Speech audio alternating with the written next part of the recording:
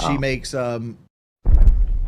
makes like video content of old games, like I'm sorry, Juggernaut. baby. Alright, if you're gonna have these conversations, can you please let me know? I'm sorry. Yeah. They're being insanely loud. I am. I'm sorry.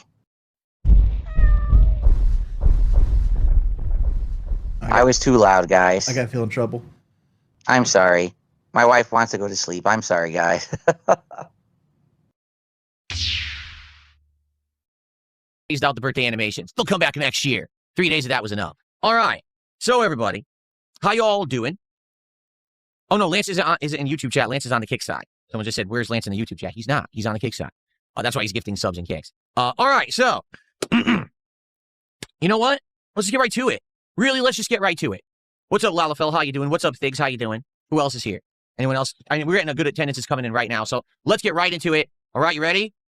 Street Fighter 6. Street Fighter 6 released 3 years ago, okay? When it released, giant hoopla, giant hype, huge numbers in sales, right? Great player base, massive improvements from Street Fighter 5. Much better graphics and character design, interesting game mechanics, adding tons of new mechanics that weren't in the previous game, making it a lot more fast-paced of a game because of Drive Rush. A pretty good starting cast of characters, I would argue. I like the fact that it actually had a huge single-player mode that Street Fighter really had never had before. If you actually look at the history of Street Fighter, it never had a giant single-player mode. It was always about multiplayer, right? And, to be honest, okay, probably one of the best Street Fighter launches of all time. The game worked very well at launch. It completely recovered from the insanely botched launch of Street Fighter 5. Street Fighter 6 really worked well at launch, and everyone was so hype about the game. Now, was the game well balanced? You can argue not really. The top tiers were clearly defined, and the middle and bottom tiers really suck. But for the most part, the game was fun, okay? And to be transparent, at that time, there was tons of players playing both ranked and casual play, and I was shocked at how good the online play performed, meaning most of the time when I was playing, I was getting people that were like in the teens of milliseconds, maybe up to 30, 40. If I had a match that was 50 or above in milliseconds of latency, that was a rarity. And that was amazing because it meant that while you were starting to learn a brand new fighting game at the ground level with everyone else, equal playing field, right? You had good connections where things would actually come out when you did them. You would actually complete combos, okay? When the connection is better, it basically means you can act like the game's offline. So you can use strategies and learn effective strategies and get better at the game at an accelerated rate. That was a great thing, all right? And I would argue the entire first year to year and a half of Street Fighter 6, although there were ups and downs and definitely abusive stuff, and there was things I complained about, for the most part, it was a very fun experience. And if you'll remember, I covered Street Fighter 6 very intensely, which I normally don't do with fighting games anymore, all right? I don't. Now, usually a new fighting game, I'll buy it, I'll play it for a couple of weeks, and every once in a while, I'll occasionally go back to it, but I don't play them hardcore, right? I don't. I just dabble with them, essentially, and then I move on to other stuff. I'm a variety creator and streamer now. I'm not just an FGC guy who's covering fighting games and needs to microanalyze every character and tell you about the meta and show you the top tier combos and strategies. It's not about that. I do way more than that. In fact, I'm known for variety. I'm known to be the guy that covers kind of everything. You never know whenever you jump on to one of my streams, you have no idea what I'm going to be playing, and that's a good thing. That's why I have such a wide viewer base that come by for whatever particular genre they like, and that's why I'm still pertinent after 18 years. If I just stayed playing fighting games for the longest time, what about during the droughts, right? The Street Fighter 5 years and the years that Tekken wasn't doing so well, I would have been struggling. But instead, I went to other stuff. Now, let's talk about the results of that, all right? First off, thank you to S. Silvestrito for a $5 super sticker. He says, how's it going? It's going good, S. Silvestrito, or Silvestrito. I appreciate that support. That's actually our biggest super chat of the day. So thank you for that. And supportive support just did 500 kicks. He says, if you'd quit when you first said you would have been at 1550 master points. You kept playing and lost points, but you were ahead. I know. If I quit when I said I was going to quit, I would have actually been up on wins, and I would have actually had an overall great night. Well, not great night. I still would have been very disappointed with the game. But, you know, we're going to talk about that. Thank you for 500 kicks. Let's keep going, okay? So, here's the thing. When Street Fighter 6 came out, my footage did well. Very quickly, within a few months of that, like 2-3 months, it kind of sputtered. Now, not my footage, but the people watching it. And what I mean by that is, originally, I did have, many, many years ago, a fighting game community viewer base. People in the FGC liked watching Dark Side Phil videos. But since I fell out of love with Street Fighter around Street Fighter 5, and I stopped covering fighting games extensively, basically that viewership dwindled, and some stuck around, but not many. So when I covered Street Fighter 6 at a much heavier capacity, okay, basically, people were like, what are you doing? You're supposed to be the variety guy. Why are you playing this game 3-4 times a week, major streams? We don't care. Now, that wasn't everyone. That was a select base, okay? But for the most part, it's true. I was playing Street Fighter, and my videos went from getting thousands of views down to like a few hundred. So I'm pumping out all this gameplay, and no one's really watching it, okay? And so what ended up happening was, after that initial big rush of popularity of Street Fighter 6, let's say 6 months, right? I cut down on the amount of footage that I was playing the game. Even though I had like 5 or 6 characters that I had played and got to master rank, no one really cared. So I said, let's do Friday night fights. Let's have fighting games once a week, okay? Where we play them and, we have a good time with them. But I keep my variety going. I keep my balance of games going. So that way we don't get completely eaten up by fighting games, and then people who like me doing other stuff don't complain that I'm not going further enough or beating other games more quickly. Let's do a balance, okay? And the moment that I made that decision, okay, essentially what happened was people who were hardcore in the fighting game said, all right, he's back to his old ways, and moved on. But my regular viewer base, the variety base, stuck around. And I want you to understand how much I appreciate that you guys know that I love playing fighting games, but, it's different today. I have no aspirations to become a competitive player that's going to go to an in-person tournament or qualify and go to EVO and try to become something on the world stage. I don't want to get signed by a team and start flying all over the country to play these games. For me, it's just fun. A casual place to hang out, play these games. Yes, I believe that I do bring a unique perspective. As someone who played competitive fighting games for over a decade, at a competitive level, placing and winning tournaments in many of them, and someone who has been around since the launch of Street Fighter 2, to bring that unique level of perspective to modern fighters, to tell you about how this compares to the oldies, footsies, spacing, mix-ups, how it applies, does it even apply, or are these games more more designed for the casual audience and they're just more simplified these days, right? So, what's happened is over the last 2 years or so, Street Fighter 6 kept going, right? They kept adding content, new DLC characters, new stages, new skins, etc. In general, the FGC still likes Street Fighter 6. They're just not as in love with it as they used to be. When the game first came out, they thought it was like the best fighting game ever, okay? Now, not so much. What's happened is the game has settled into this kind of established meta of how it's played and what characters are considered top tier. And quite frankly, it hasn't really changed. Yes, there are new characters that are released like Mai Shiranui who go right to the top tier, but for the most part, the balance has remained the same. It hasn't really changed. Juri, still top tier. Cammy, still considered top tier. Lower top tier, but still considered top tier. Any character that's like a Shoto rushdown style, all top tier. JP, definitely still at the top. It hasn't really adjusted that much. There's been a couple shufflings of the deck, like Chun-Li is dipped now down lower. But anyone who is mid or low tier is pretty much still mid or low tier. They've never elevated the bottom. So the game has remained almost the same. The problem with that is that because of that, the game has gotten stagnant and stale. When you watch people play Street Fighter 6, it almost always looks exactly the same. And one of the big criticisms of the game is that you could be watching tournament footage of someone playing Ryu against someone playing Cammy, and you erase the names from the top of the screen, and you would have absolutely no idea who's playing because everyone plays exactly the same patterns. That's the meta. The game's boring. It's true. That's a true criticism of the game. That's not me saying that. The FGC has said that.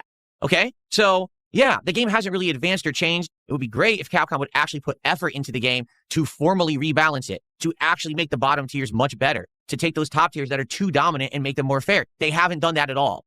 In fact, I think they're afraid that if they did that, the people who are so hardcore into the game would complain and stop playing, and then they'd stop getting their hype, they'd stop having streams with thousands of viewers, no one would want to go to the tournaments, etc. They're being cowardly about it. Instead of improving the game, they only care about the popularity of the game, if that makes sense. So, what's happened over these years is my interest in Street Fighter 6 has gone up and down, depending on what I'm up to and things like that. It kind of hit the fan last year. I remember that Mai Shiranui released, and I played with her, and I got her to master right away because she was so bustedly good. Within like 2 days, she was a master for me. But then after that, I kept playing, and I just got bored. I was like, there's nothing interesting about the game anymore. Every single time I play, everyone plays these characters exactly the same. There's no variation. There's no attempt to be innovative or different or creative. And that's one of the things that I used to love about fighting games, is that when you fought one person's E-Honda, they would play ultra defensively and not keep you away. Then you play someone else's E-Honda, and then they're in your face attacking you constantly. Whoa. That's cool, right? That's different. That's what makes this game neat. Not Street Fighter 6. In Street Fighter 6, everyone plays exactly the same because that's how they designed the game. They didn't make it that creativity is rewarded. They made it that you memorize the meta pattern, you copy-paste the meta pattern, wash, rinse, repeat. That's the game. That's fucking boring. From a competitive perspective, that doesn't stimulate my brain and make me want to play more. It actually puts me to sleep. So, I quit Street Fighter 6 almost a whole year, right? I think it was maybe spring of last year that I said, whenever Mai Shiranui released, right? That's when I played with her. I was like, I'm done with this. This is too boring. And for a whole year, I played either classic fighting games or nothing. If you remember, I played the Capcom Fighting Collection 2, which has Capcom vs. SNK 2, and I played that for like 4 or 5 months as much as I could until basically the player base fell off and there was no one left to play. So I had to stop playing it because there was just no comp anymore, right? It was just laggy connections and no one who was any good, so there was no point in playing it. I got so good at the game, it was hard to find someone who could beat me at it besides like Justin Wong or one of my old school friends from back in the day who I would do like a challenge set against. No one else could hang with me in the game. So after that, I actually totally retired fighting games for a while throughout the fall and right into early this year. And then what happened was basically things slowed down with games. There wasn't a lot going on in early 2026. So I said, you know what? Maybe this could be the time. I'm starting to crave fighting games again. Maybe we can actually bring them back into the mix. Now, at this point, I've been removed from Street Fighter 6 for almost a year. There are multiple new characters like Elena and Sagat that have been added to the game that I hadn't even seen in action yet. And I was very curious how the game played and if it had been changed or whatever. And so, to my surprise, when I actually brought back Street Fighter 6, what was it, late January? I think it was late January. It might have been early February. People liked it. They were like, ooh, this is cool. This is something Phil hasn't done. This competitive play, he hasn't been in his rotation for a while. I do feel that there were some newer viewers there who had never seen me really play fighting games from the whole Asmongold interview and stuff like that. So there was renewed interest in it. Okay? But what's actually happened now in the last 2 to 3 months that I played Street Fighter 6 is we're right back to square one. After 2 to 3 months, I've seen all the DLC characters. I tried the new one with Alex. I messed around with the characters that I used to be great with, and I've played them all multiple times in sets. And we're literally right back to where we were when I quit in 2025. Everyone plays the same. Everyone is abusive with online lag strategies. Everyone is fucking boring. And quite frankly, most of them suck at fighting games, but have played this particular one so much, they memorize cheap ways to win where you can't react to the stuff they're doing online. And it just puts me to sleep.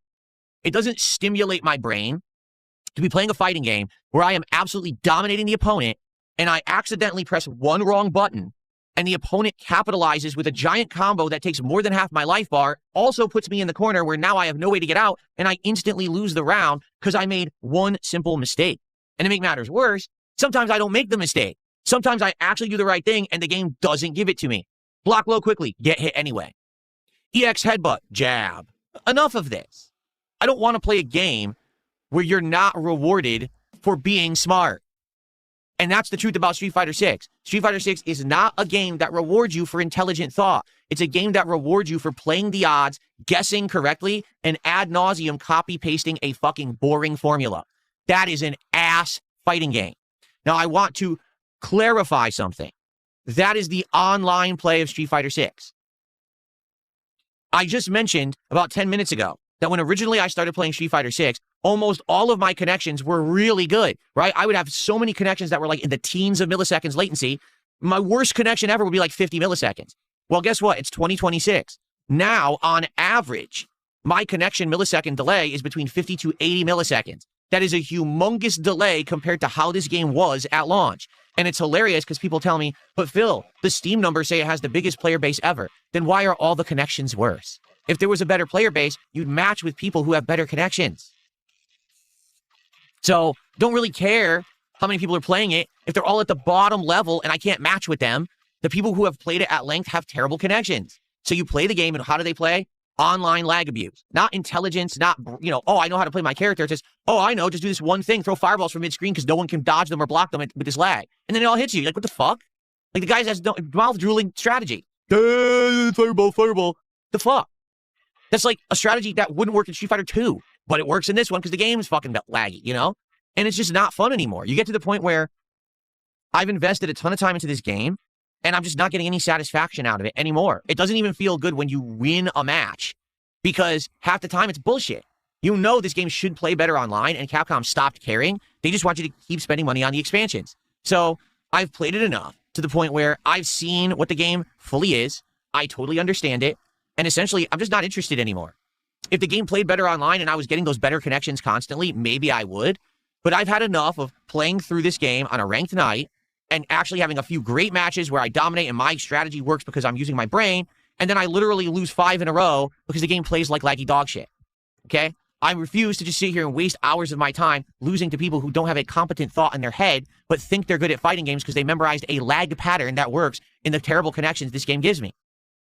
All right? The FGC can lie to themselves as much as they want about how good this game is. It's not good online. It very well could be a great game offline. I can't speak to that whatsoever. I don't go to in-person events or tournaments. People don't come over my house to play me. And I don't care about traveling to play this game.